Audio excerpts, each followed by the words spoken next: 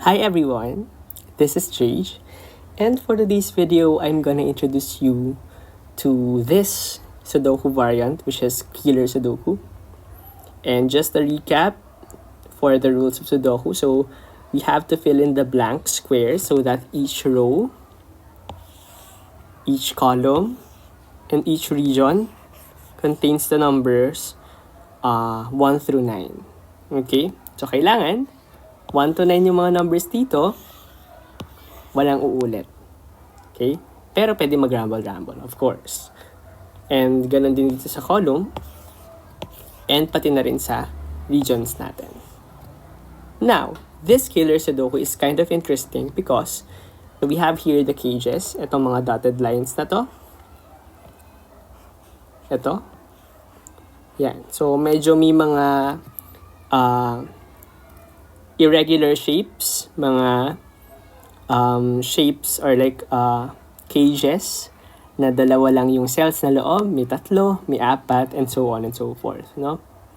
And what we can see from here is, etong number na to, yung 10 na to, it means it's the sum of the numbers within these cages. So let's say, etong numbers na to and numbers na to ay 1 and 9, no?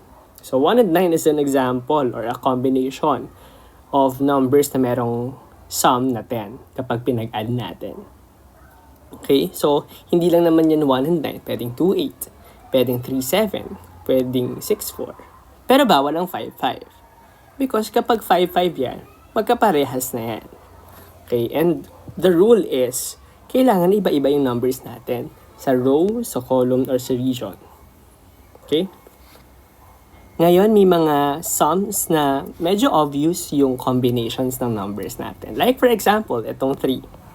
Yung 3 natin dito could be 1, 2. At ito lang yung combination na meron tayo. Kapag yung sum natin is 3. Meron pa, which is itong 4.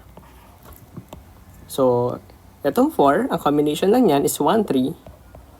Hindi pwedeng 2, 2. So, siguro, you could also look for other sums na merong obvious combinations, no? Like for example, ito pa, 17. Yung 17, ang possible combinations lang yan ay 9, 8. Ito pang 4, possible combinations lang yan ay 1, 3.